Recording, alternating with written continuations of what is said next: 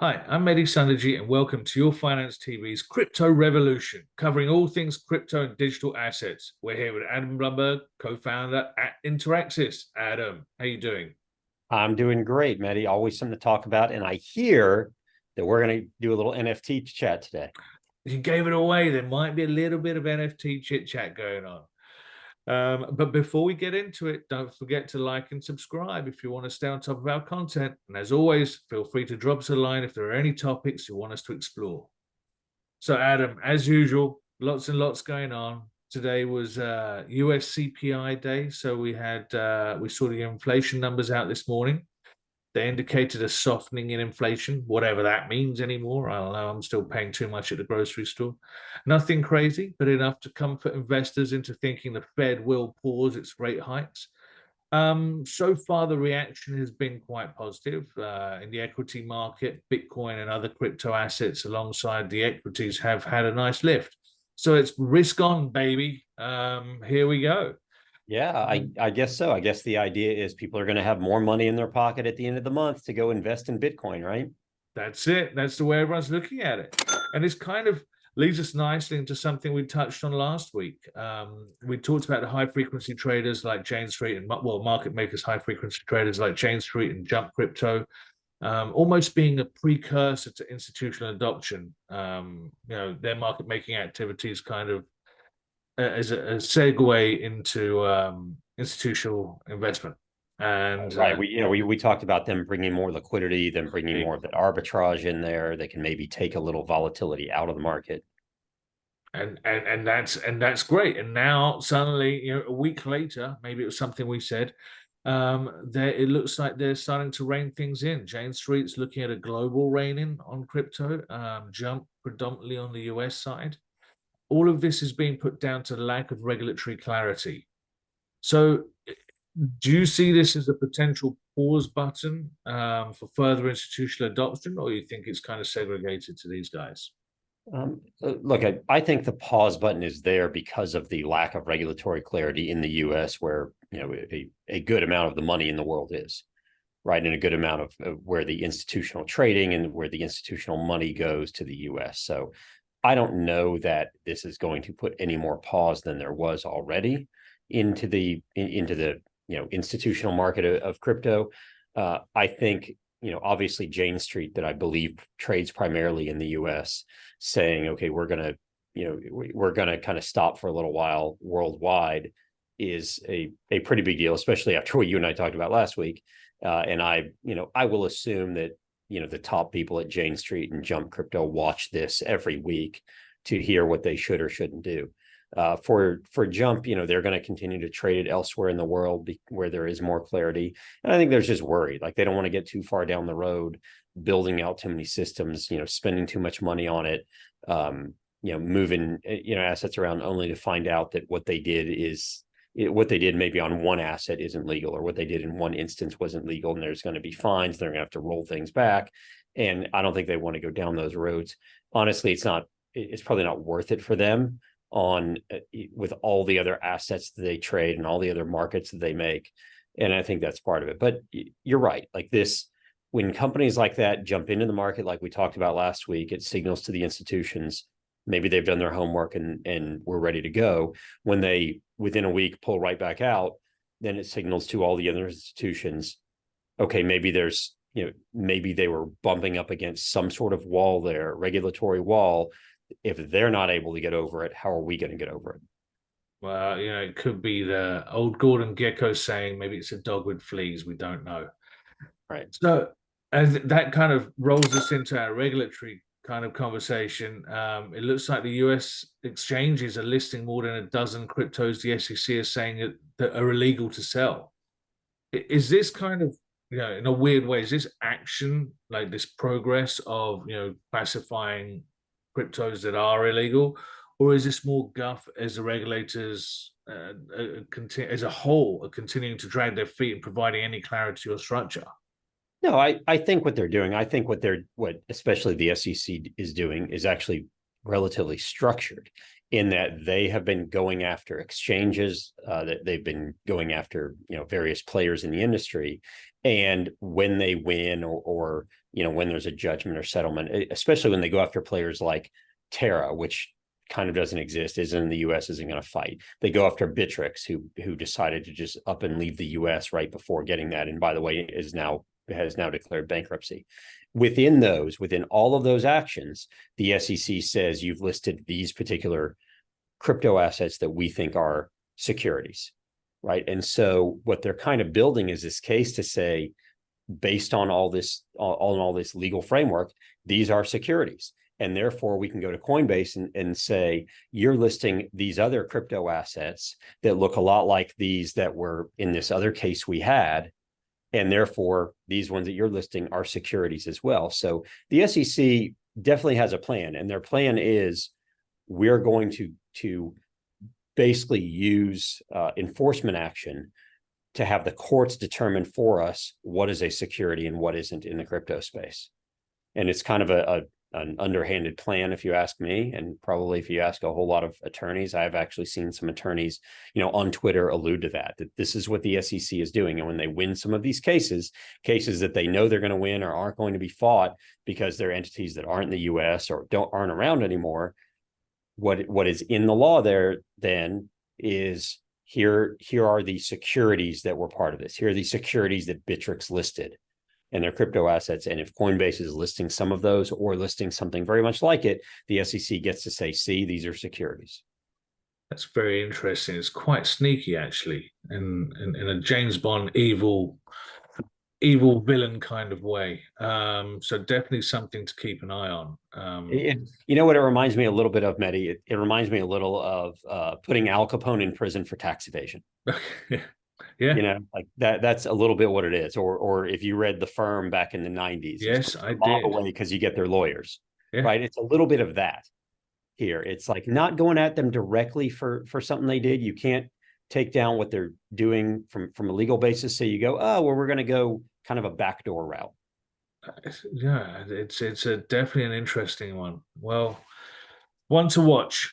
So on to the main topic of the day, NFTs. Let's talk about some NFTs, shall we? I am now fully obviously converted. You converted me over the last several months into an NFT believer. But most NFTs have been minted on the ERC-20 network, which is an Ethereum-based token. We now have the BRC-20 tokens on the Bitcoin network.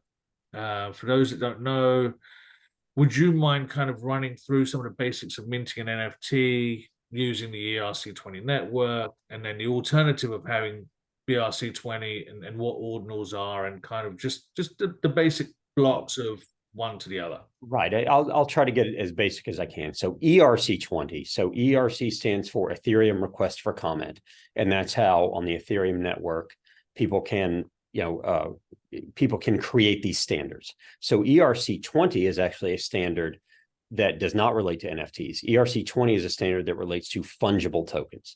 So fungible tokens are most of those crypto assets that you see traded on Coinbase or Gemini or Kraken that maybe represent some sort of DeFi protocol like Aave or Compound or Maker or something. Those are ERC-20 tokens.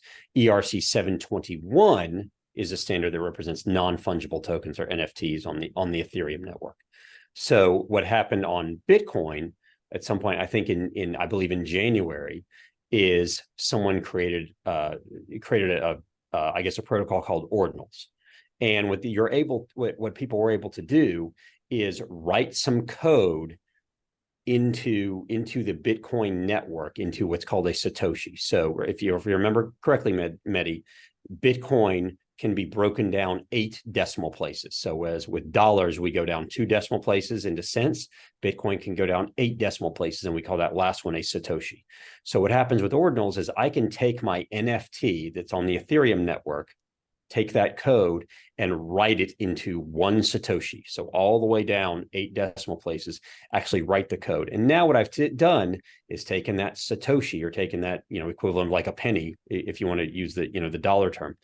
And I've turned it from a fungible penny into something that has value, because now it has code embedded in it. It has unique code embedded in it. And that's what Ordinals did, and inscriptions. I can inscribe code on that.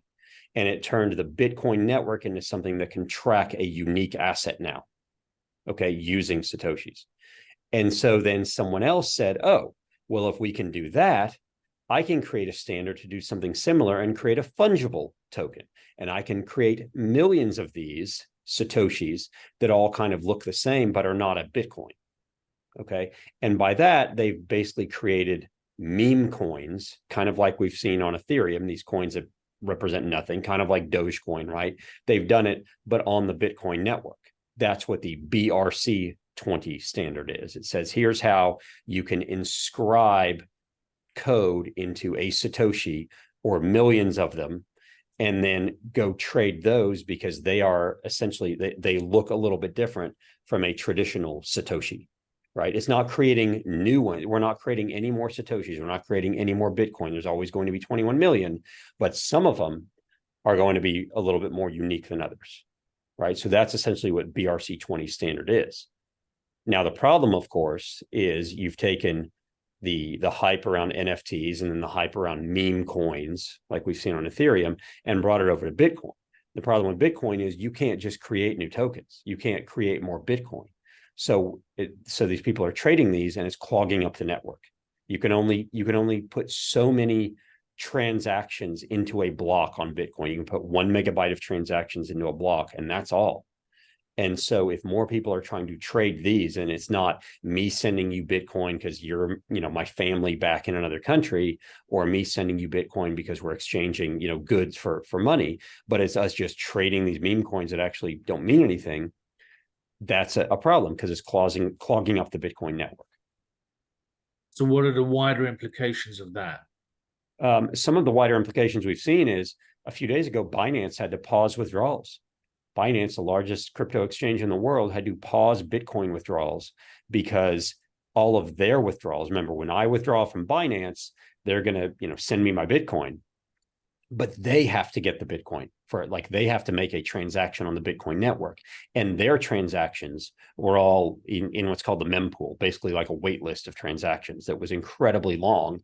And they were going, well, we're at risk now, because if we send Adam his Bitcoin, but we haven't made that transaction, we're at risk. So they just had to completely pause. We're also seeing fees go up tremendously, because just like we saw on Ethereum before we moved to proof of stake, we're seeing the fees go up on the Bitcoin network, because I have to pay more to get my transaction through. Now I'm going to have to pay more to the Bitcoin miners to get my transaction in the next block.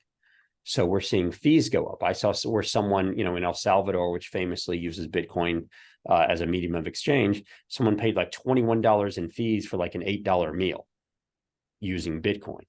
And that's exactly the opposite of what is supposed to happen, right? So there are some huge implications. And the problem, of course, is those that are, the big believers in Bitcoin, it's supposed to be this decentralized network, this completely free market. And this is just the direction the market went with it. So there's not a real good way to say, well, look, we're going to take a stand and we're not going to do that. In order to not do it, you have to write code into the Bitcoin code. You have to have over 51% of the miners agree to that code. And keep in mind, as higher fees are paid, the miners are making more money. All those fees are going to the miners. So are they going to vote for something that's going to lower their fees? But then we go, does it decrease the value of Bitcoin, because people aren't going to use it to send Bitcoin back and forth? They're going to use it for meme coins and NFTs now. It's going to be an interesting play out on the situation. But obviously, as you say, if there's loads of miners are making money, they're not going to vote against it. So exactly, it's going to be really hard for them to vote against making more money. Well, that's the story of life, right? And that leads me nicely on to, who doesn't love Sports Illustrated? What a smooth transition into our Very NFT smooth application of the day. What a nice lead into a new launch of NFTs on the Polygon network in this case. Sports Illustrated they've got a ticketing NFT, which could actually give some momentum to going into live events. This could be great. Yeah, I think ticketing is one of those perfect use cases for NFTs. And we We've talked actually about used, it for the airplane, for plane tickets and such yeah, as well. It's we, now event tickets. exactly. We've talked about it for plane tickets. It makes perfect sense. So many sports tickets anyway are digital, right? Like I haven't had a paper ticket in my hand for a sporting event in I don't know how long. Everything's digital. It's on my phone. The problem is it all goes through like the team, right? It all goes through the team. So I'm in Houston. I'm an Astros fan. If I want to buy tickets for a baseball game, I can go on the Astros site. I can go on many other sites, and I can buy tickets up to the up to right when I'm about to walk into the stadium. They're going to go to my phone. I'm going to scan it. But that means someone, of course, is extracting a whole bunch of fees. There's databases. There's all sorts of things. There's still the ability for fraud, all of that. So what Sports Illustrated is doing is saying, look, let's put these on chain. Everything can be totally verified. You can probably connect with a wallet at some point and pay with it and pay with your wallet, your crypto wallet on chain really quickly. Everything is valid. Plus, there can be, as we talked about with NFTs, there can be other experiences involved. It could be the NFT that also gets you, backstage or in the locker room or on the field or something, or it gets you into the club or something like that. And it's just a perfect use case. And it doesn't have to be an NFT like we've thought about it in the past that is, pictures of pictures of monkeys, or you don't have to participate in the, in the royalties of the team or the income of the team or anything. It's just a better way to track assets, right? It's better than having the tickets be on the Ticketmaster database or on the database of the team. It could be on the Polygon database, essentially on the Polygon chain on top of Ethereum, where it is more efficient, where everyone can see it, where it's super transparent, and it's just a better way to track it. And so that's what Sports Illustrated is doing. So while we're on the NFT topic, I go out and buy an NFT. What do I do with this thing, right? So NFTs have obviously generated a ton of excitement and over these collectibles and such over the last several years or months, years, whatever. And as time has passed, people are holding these NFTs. They look great on paper or in your wallet, and you've got value to them. But the secondary market, where you want to maybe capitalize on that value, can be quite illiquid at times. And it sounds like a lot of people have taken out loans against these NFTs. There's a lot of protocols out there to be able to borrow against them, but often you're tied to like a specific expiration date, which obviously is everything's on chain, right? So this can create some gaming around these dates where the valuations can be toyed with going into an expiration. So a company called Blur launched a borrowing and lending protocol with perpetual loans as a solution to this. So what are the benefits around these, or even downsides? What do you see about this? I think you're right. The benefit, one of the main benefits to it is, as you said, there's no gamifying the expiration date, right? If I don't know what the expiration date or the date is where you have to pay back your loan on your particular NFT, if I don't know what that is, and of course, remember, everything's so transparent, I would be able to see that. If there's no final closing date, whatever it might be, then I can't gamify down the value of the asset and therefore making you underwater or something on your loan. And having that perpetual is to me kind of like having a home equity line of credit, right? I can borrow against it. I'll pay it back over time. Once I pay it back, I can maybe borrow again, those kinds of things. It's kind of like that, taking an asset and having this ability to get a perpetual loan against it, so long as the value of that asset stays up. So it's taking a little bit of the gamification out of people utilizing NFTs to borrow against. Now, I'm not a huge fan, honestly, of utilizing NFTs the way we know NFTs right now to borrow against, which is, pictures of apes and such. As much as I'm a big fan of NFTs, in general, the technology in general, I'm not a huge fan of the lending marketplaces around NFTs, just because I think they are, relatively volatile. I think many people take out, big loans and then just go degen and buy more NFTs, and they cycle through, and they're not saying, look, if I bought a Bored Ape for, $500 originally and it's worth 2 million now, and I want to take out a loan against it because I want to, feed my family, that's one thing. If I want to take out a loan so I could buy more of them, then I'm creating this really negative financial impact on myself and on the market. that's going to spiral back the other way as the prices go down, right? As they get liquidated. So I'm not a huge fan there, but I am a big fan of starting down that road of, if a non-fungible token is going to represent something that isn't isn't digital art, if it's going to represent property, or if it's going to represent sports, season tickets that I might have, or something like that, then yeah, I'm a fan of pursuing the technology and the financial system that's going to say, look, if I own an asset and it has value, I should be able to borrow against it. I'm with you, and while you were talking about that, I had in mind that I'm going to create an NFT collection of 52 cards, and it'll be the house of cards that will collapse, and it'll be an ironic situation in the NFT collapsing market. So we'll see how that all pans out. I think it's brilliant. Let's go do it. Adam, as always, I love chatting to you about crypto assets, and especially today. I never thought I'd say this, but I love chatting NFTs with you today. Well, I love chatting them too. It's the technology is really important, and it's exciting to get out there where it could go. Yeah, no, it's great seeing some more real world applications where people, everyone can utilize this. And we've got a couple of other things we've got in our back pocket we'll discuss next week. But yeah, this has been great, and it's all about the application. So thank you again. Thank you, Mehdi. And I want to urge our viewers to check out Adam's course on digital assets and crypto education, interaxis.io. The link's down there. And don't forget to subscribe to Your Finance TV. Get it done, and we'll be back next week with more about crypto revolution. Until next time, good luck investing.